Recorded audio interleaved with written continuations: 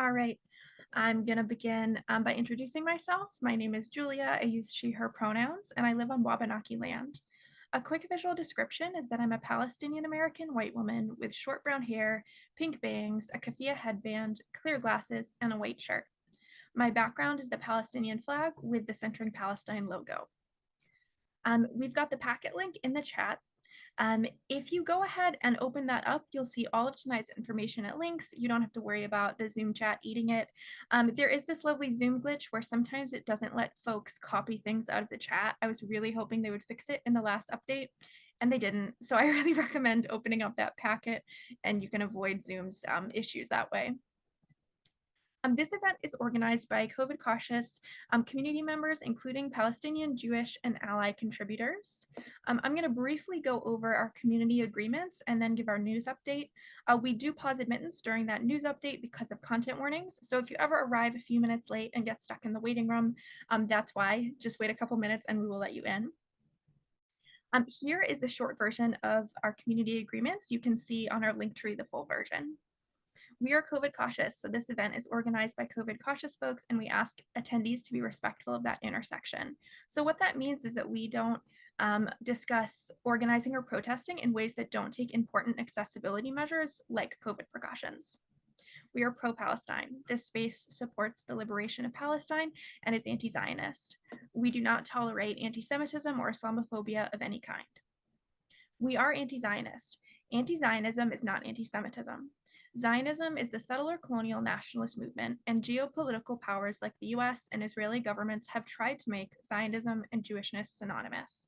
This is inaccurate and only serves to further harm Jewish and Palestinian communities.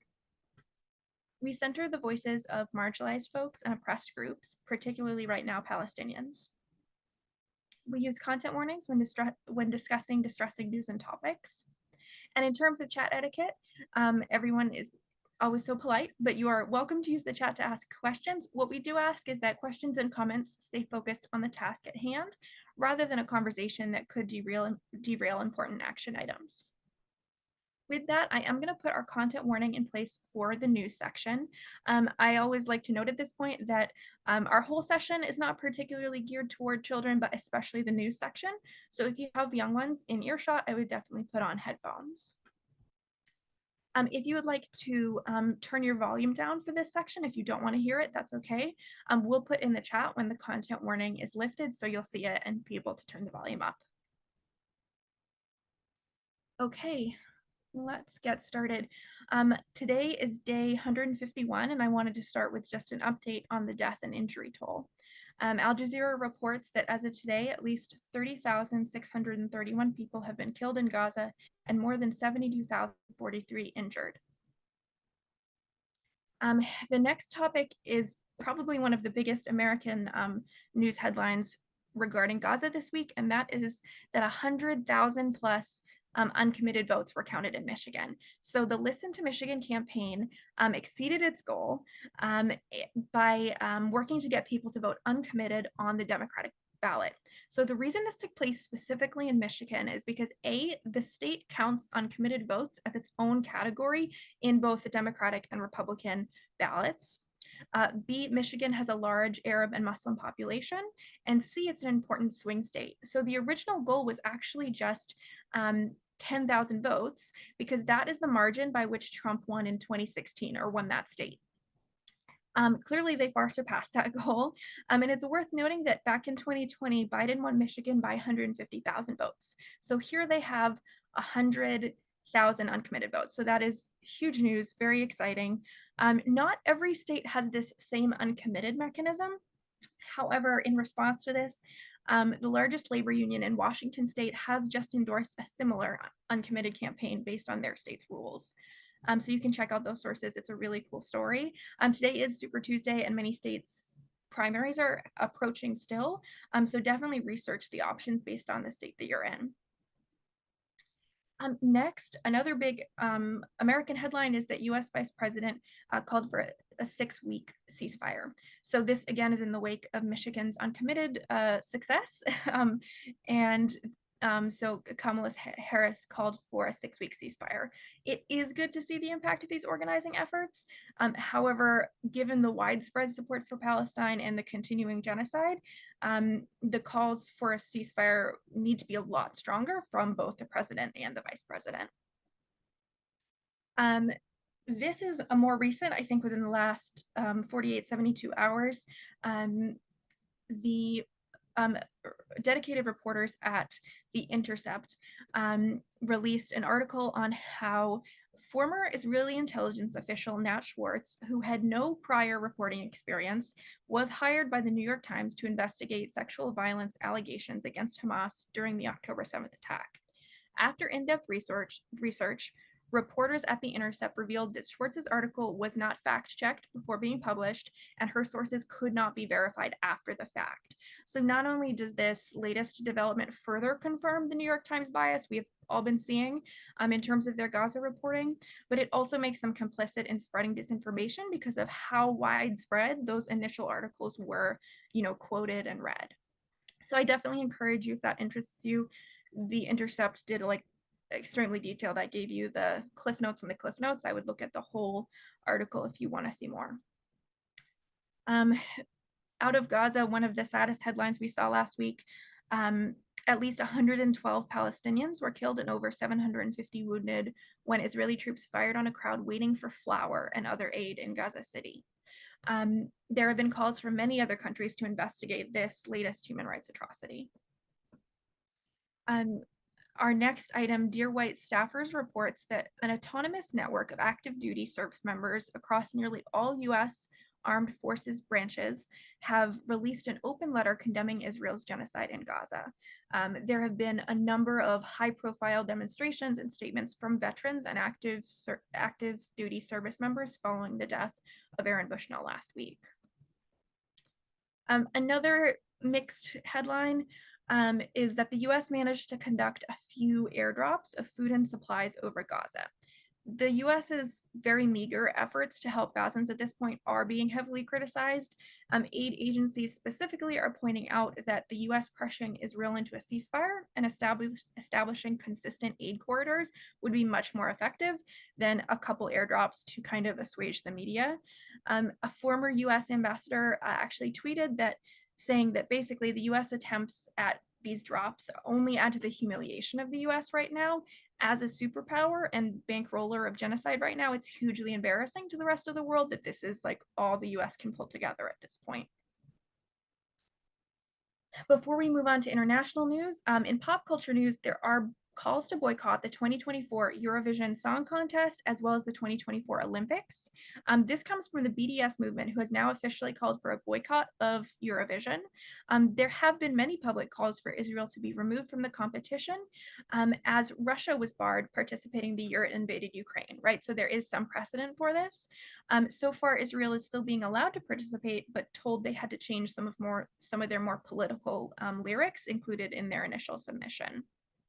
Similar calls are being made about Israel's participation, in the 2024 Olympics. Just a couple items of global international news. This update on Ethiopia comes from illustrator Liz Artistry Graphics, and this artist does such amazing work. I'd really recommend you check it out. It is Instagram. I'm sorry if you're dealing with meta censorship. Right now, this is the only platform that this update was on. But this infographic explains what's happening in Ethiopia, where over 600,000 Tigrayan people have been killed in an ethnic cleansing campaign. So I recommend catching up on that if you are able. In Sudan, just last week, political leaders called for a Ramadan truce beginning March 10th. The Sudan Tribune writes, a prominent leader of coordination of civil democratic forces has emphasized the need for real civilian participation in negotiation between Sudan's warring parties, the military, and the rapid support forces. He expressed optimism and possibly forging a united front with both the Democratic bloc to shape the country's future. So we talked a little bit about this last week, and while it's possible that this initiative could bring a strong path to peace talks, we have to remember that there are ongoing communications outages, supply shortages, and widespread violence from warring factions. So peace talks have been difficult so far. This is definitely something to keep an eye on. You'll notice in those links, if you're able to donate funds, there is this great organization that is working to help buy menstrual products for people in Sudan. So if you're able to donate, that's a great cause. One last item I wanted to mention, again, we talked about this last week, as the silent genocide continues in the Democratic Republic of Congo, new oil drilling developments are bringing more concern. These developments, as we know, not only wreak havoc on the environment, but they're also going to bring further conflict, violence, and poverty to civilians. Again, if you have funds to donate, there is this great link tree that compiles a bunch of places that you can donate to support Congo. If someone can lift my general content warning, I'm going to okay, we're going to go into our action section. If you've been here before, you know that we like to switch things up a little bit, keep it interesting. So we're going to start by doing 2 actions together in one big group, and then we're going to split up into 2 Zoom breakout rooms. So let me share my screen.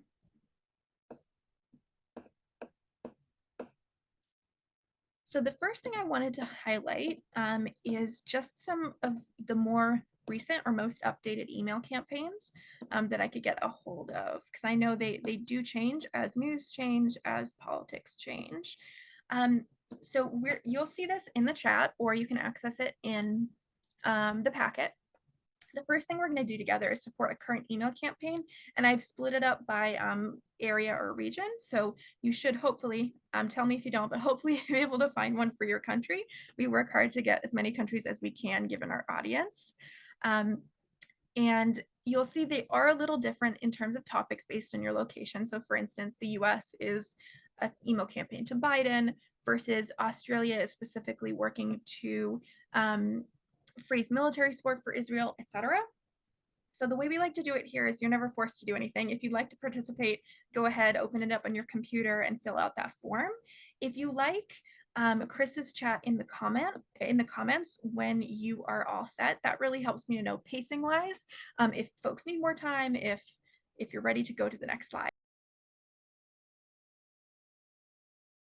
This next one is short and sweet. I think this might have been a couple weeks ago. We were talking about the resources we can use to reach out to folks who maybe have differing opinions on Palestine, specifically boomers. If you are a boomer here, we're not talking about you. We love you. We're glad you're here. But this is one of those petitions that I thought was great, not only to share, or sorry, not only to sign, but also to share, because it comes from Amnesty International, which tends to be, you know, with that demographic, more trustworthy than say something I might find on TikTok. So I recommend opening that up. It is a very short petition. It doesn't matter where you are, you can sign it. I mean, it's a great one to share. It's not the most like in-depth or amazing summary, but it does give, you know, a very matter-of-fact summary, especially updated on what happened with the ICJ case. So I recommend taking some time to sign that. And if you feel comfortable, if you're like, yeah, I was looking for something like this to share, then go ahead and do that too. You should be good to go, Kevin. Okay. Let me spotlight you. Okay, you're good. Okay, great. So hi everybody, I'm Kevin. I go by he or they pronouns. I'm calling from Muskogee land. And a quick visual description of me is I am white, Ashkenazi, and mixed, mostly British Isles. I have glasses and a dark brown beard and a blue and white striped hat on right now. So we're going to go ahead and start talking about trauma and sustainable activism. And then we'll be talking more as well about supporting Palestinians. Okay, so I do just really want to emphasize that, you know, if you're feeling grief, anger, powerlessness, frustration, or not feeling, that's all very, very common reactions to trauma. And many of us are experiencing that right now. Your feelings and any dissociation from feelings that you're experiencing right now are all very valid responses to horror that is happening. All of us are impacted, whether we have friends or family who are directly living through the attacks or not. and whether we're subsequently targeted because of our perceived background or not. Um, while our feelings or lack of feeling are valid responses to the horror that is happening, these responses can also be really hard on us. And I do really want to affirm that. And we all need emotional health resources to help us through these times. Um, and also we are differentially impacted by what is happening too, and attending to this is also part of getting through these times too. It's a lot of different things. Um, okay, so I think it's helpful to just, have a little bit more information about trauma and what it is and trauma types.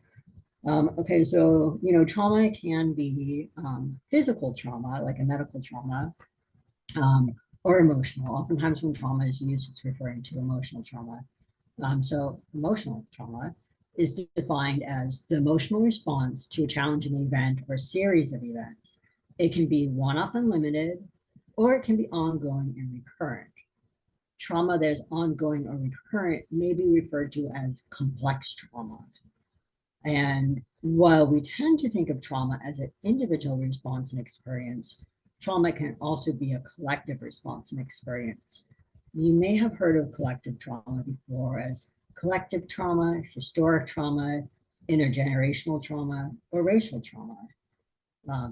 Trauma and even atrocity can also be reenacted, um, which we're seeing this in Palestine now and have seen it occur before in history. Though trauma and atrocity reenacted by survivors on others can be almost identical to the trauma that the survivors turned perpetrators experienced, this isn't something that's really being studied. And also, I do really just want to flag that um, experiencing trauma or atrocity does not mean survivors will become perpetrators. We don't really know enough about what factors or context prompt reenactment. Um, and Naomi Klein actually offers some thoughts in Doppelganger on this in the context of Israel. And that is in the chat if you are interested. And let's see, there is also a comment. I've heard it called generational trauma when referring to descendants of Holocaust victims. Yes, generational trauma. Transgenerational trauma is another one too. So actually, I thought it'd be helpful to go ahead and put some of these definitions all together just in the same slide. So collective trauma refers to trauma that is experienced collectively. Historic trauma refers to trauma that a group experienced in the past and may still experience in the present. Historic trauma may be intergenerational trauma. And then intergenerational, or sometimes you'll hear it as transgenerational trauma, refers to the intergenerational transmission of trauma responses or impacts. And this can be either through behavior. So oftentimes in the literature, you'll see people talking about how trauma impacts parenting, and or epigenetics. So epigenetics refers to the turning on or off of genes, and trauma experiences have been found to affect epigenetics. Racial trauma, you may have also heard of, and this refers to the collective trauma experienced by people who are the targets of racism. And then also there's a big shout out here to Resmaa Menakem and Joy DeGruy. These are both highly influential writers on racial trauma. Their scholarship focuses on Black trauma.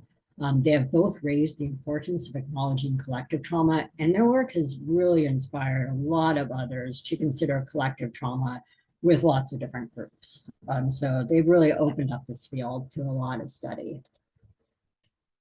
Okay, and also I just want to affirm, there's a lot under the hood of trauma.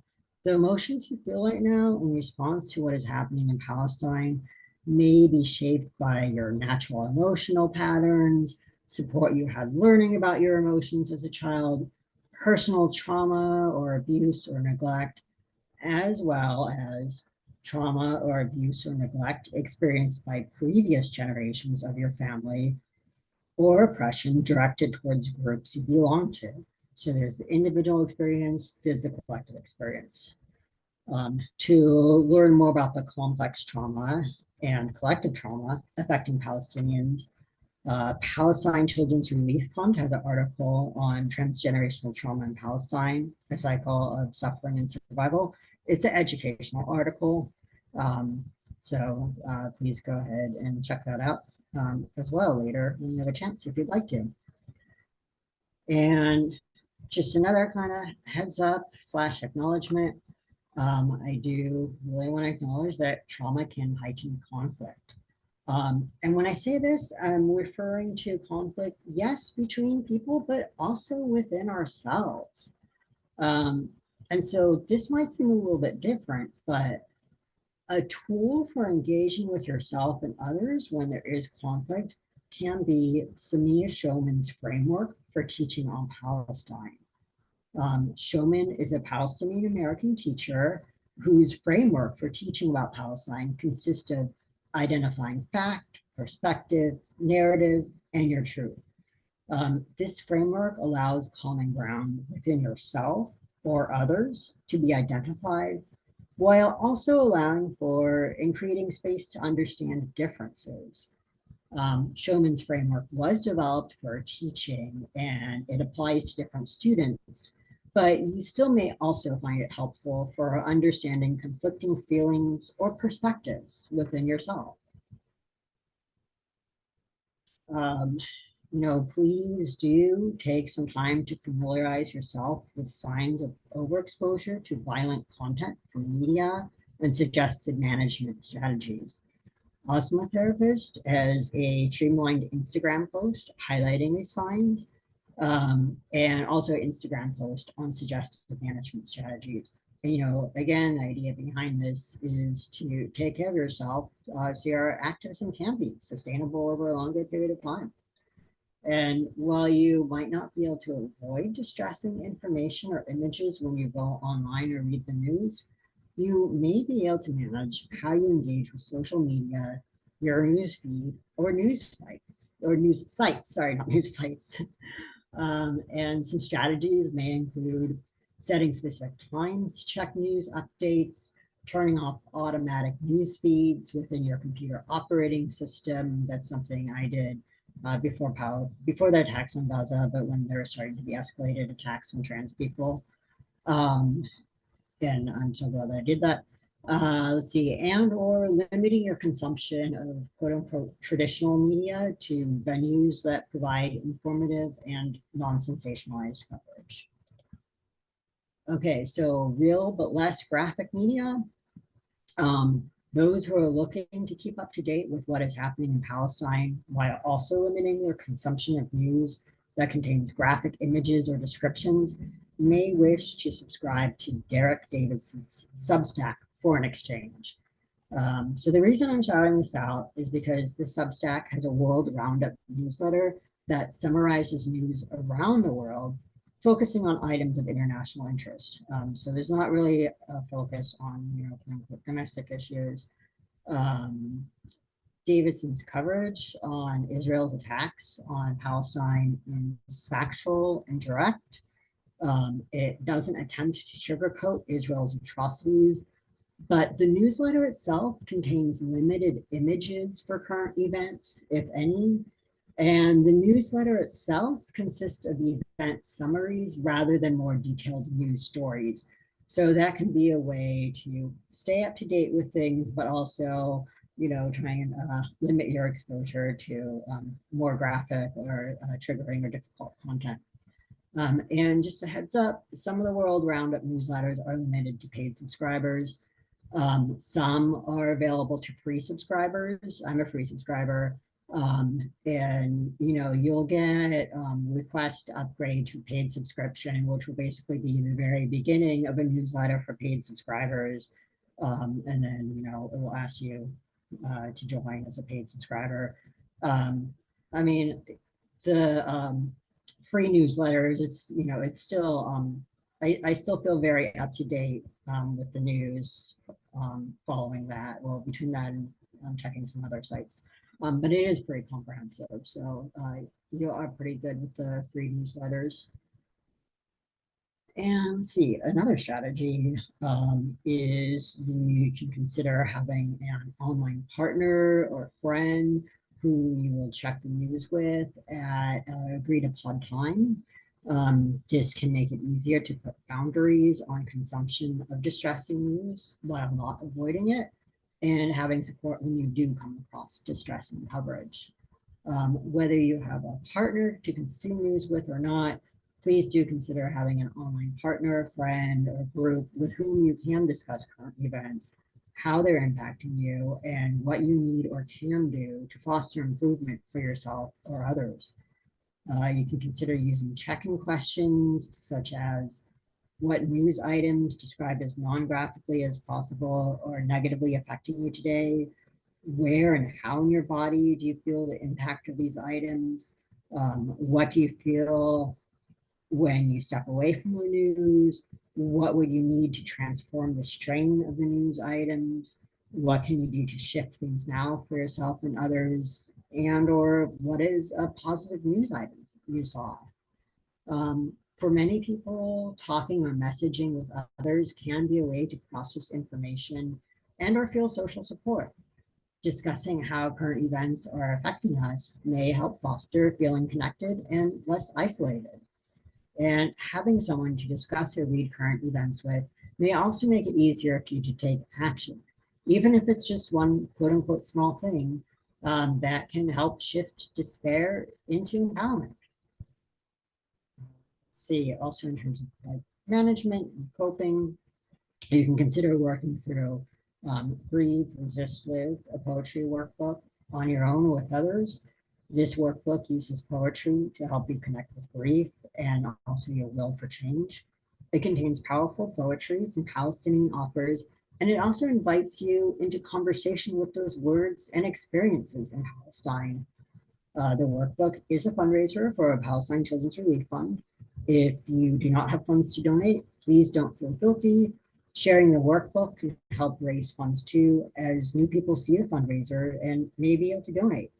If you have funds to donate and our ability to fundraise, please do support Palestine Children's Relief Fund. And just transparency note, a Centering Palestine organizer made a donation to Palestine Children's Relief Fund in connection with this workbook, and a receipt is available upon request to centeringpalestine@gmail.com. This info is not shared to guilt anybody, but because offering to show receipts is starting to be taken up as an accountability practice. And you may find solace also in Gioma Ali's post, How to Keep Going. The struggle for liberation is more than struggle. They offer advice on how to think about wins and effective action, not be apologetic for your activism, root in community, avoid bad faith arguments and gaslighting in your activism, and also honor Palestinian joy beyond struggle. This slide is actually here really just to go into the chat for links and resources. But you know, mental health resources are always good and helpful, so it's going into the chat. And this is another one that's here for resources. We wanted to put it in the session packet so it's all together if people can't attend future sessions. But we are going to be talking in future sessions more about how to talk to kids about Palestine. And just, you know, here are a few resources now around kids and mental health in Palestine. And then almost done here. We also, you know, we talked a bit about intergenerational trauma. We wanted to give an example of resources to address intergenerational trauma because we know it's really common and maybe affecting many people right now as the assault on Gaza continues. Material on addressing Palestinian intergenerational trauma is obviously appropriate here and now. And there's also a push-pull. We want to signal boost good work and Palestinian voices, while also being aware that most of our audience is not Palestinian, and wanting to respect that material for a specific audience is not always appropriate to share more widely, and being cautious about the potential for appropriation, even if inadvertent. There is a lot of great material on addressing Palestinian intergenerational trauma. And there's information about accessing that. You can reach out to us on that. if it's appropriate. We are sharing this toolkit here because it's more of a quote unquote open resource. It's geared towards Ashkenazi, but is noted to be applicable to other Jews as well as to non-Jews who resonate with it. What it does is it offers a map of ways decontextualized historic trauma, as well as white supremacy, may be internalized. This is just one example of resources geared towards addressing intergenerational trauma, but we did just want to go ahead and give you something so you have something to look at and go off of. There's material on addressing intergenerational trauma for many different groups as well. And this is another slide that's here, really pretty much just for reference. We've been getting several questions on engaging in activism when you're afraid of speaking out or rejection. And there are several helpful guides out there that address these concerns more broadly. Material on engaging in activism when fear of speaking out is related to rejection sensitivity dysphoria, which is associated with attention deficit hyperactivity disorder, ADHD, is harder to find. So this slide here is just some more information on that. This information is also available in our resource packet as well.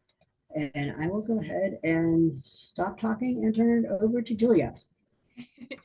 Thank you. That was awesome. Do you want to keep the slides up? Is that okay? Since you're all Yeah.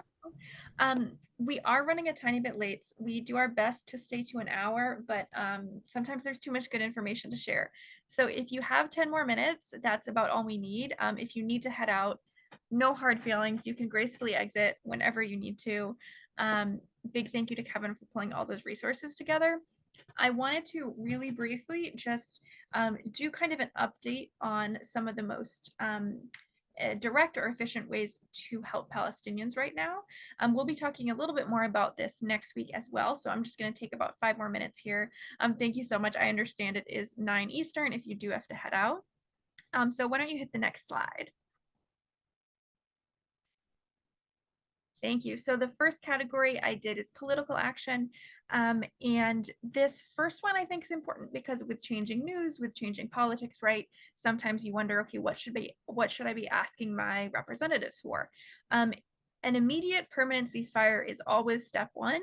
And even if your representative has already called for this, reminding them that you still want this is important so that they don't think that it has fallen off their constituents' radar, right? We want arms or aid embargoes on Israel. Ireland has led the way in this kind of thing. Hopefully more countries will. You can attend a protest safely. We have resources on how to do that safely. And that link there is to the US Campaign for Palestinian Rights protest list. And you can actually submit a protest. So if you're like, I can't make it to a protest, but I do know that my, local small one is happening, submit it to them and then they'll add it to their big list. So that's great. Definitely keep an eye. I mentioned this in the news, but definitely keep an eye out for if there are any uncommitted voting campaigns in your state. It says in the chat, wear a mask to protests. Absolutely, for 100 reasons, do that. And then that last link there is to check the country-specific resource document that is one of like our sub documents. And this is helpful just because things are so different, whether it's, Canada or America or Australia or wherever you are, right? There are going to be different political actions. Let's go to the next slide. This next one, I really encourage you to bookmark the BDS movement. It's bdsmovement.net on your computer because they do not move at the speed of TikTok. They are not giving daily updates, nor should they. They are a bunch of really cool boards and organizers, right? Like that's not the speed they work. But when they do update, it's a big deal and it's something you want to know about.